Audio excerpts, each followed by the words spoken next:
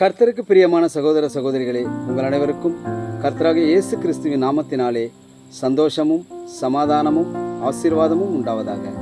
எனக்கு அன்பான தேவனுடைய ஜனமே, நாம் இன்றைய வேதாகம ஒளி காணொளியில் தியானிக்கப் போகும் வசனங்கள், தேவனால் உருவாக்கப்பட்ட மனுஷிக்கு ஏவாள் என்று பெயரிட்டது யார் என்பதை பற்றி ஆதியாகமம் எழுதிய புஸ்தகம் 3ஆம் அதிகாரம் 20வது வசனத்திலும், ஆதாமுக்கும் ஏவாளுக்கும் பிறந்த மனித குழந்தைகளின் பெயர் என்ன என்பதை பற்றி ஆதியாகமம் எழுதிய புஸ்தகம் 4ஆம் அதிகாரம் 1ஆம் வசனத்திலும் 2ஆம் வசனத்திலும், ஆதாமுக்கும் ஏவாளுக்கும் பிறந்த ஆபேலை கொன்றது யார் என்பதை பற்றி ஆதியாகமம் எழுதிய புஸ்தகம் 4ஆம் அதிகாரம் 3ஆம் வசனம் முதல் 11ஆம் வசனம் வரை நாம் தியானிப்போம்.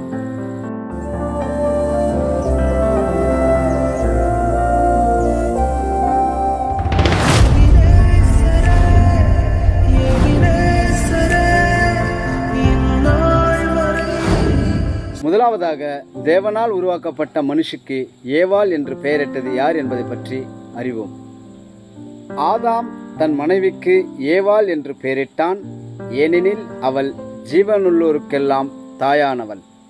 இரண்டாவதாக, ஆதாமுக்கும் ஏவாளுக்கும் பிறந்த மனித குழந்தைகளின் பெயர்கள் என்ன என்பதை பற்றி நாம் அறிவோம்.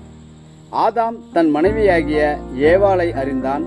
அவள் கர்ப்பவதியாகி காயினை பெற்று, கர்த்தரால் ஒரு மனுஷனை பெற்றேன் என்றால், பின்பு அவனுடைய சகோதரனாகிய ஆபேலை பெற்றால். ஆபேல் ஆடுகளை மேய்க்கிறவனானான், காயின் நிலத்தை பயிரிடுகிறவனானான்.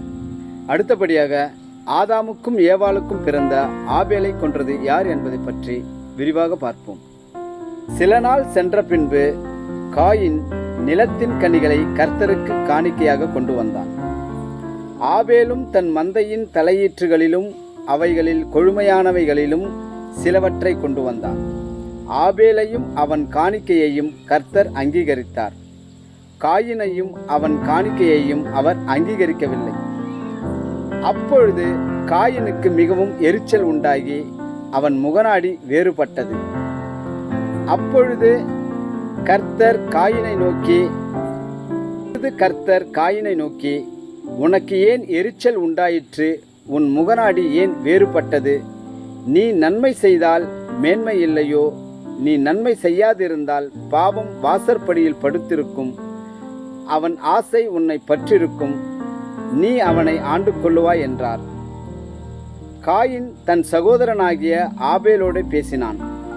அவர்கள் வயல்வெளியில் இருக்கும் சமயத்தில் காயின் தன் சகோதரனாகிய ஆபேலுக்கு விரோதமாய் எழும்பி அவனை கொலை செய்தான். கர்த்தர் காயினை நோக்கி, உன் சகோதரனாகிய ஆபேல் எங்கே என்றார்.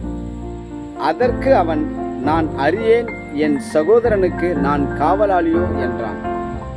அதற்கு அவர், என்ன செய்தாய்? உன் சகோதரனுடைய இரத்தத்தின் சத்தம் பூமியிலிருந்து என்னை நோக்கி கூப்பிடுகிறது. இப்பொழுது உன் சகோதரனுடைய இரத்தத்தை உன் கையிலே வாங்கிக் கொள்ள தன் வாயை திறந்த இந்த பூமியில் நீ சபிக்கப்பட்டிருப்பாய் என்றார் என்பது.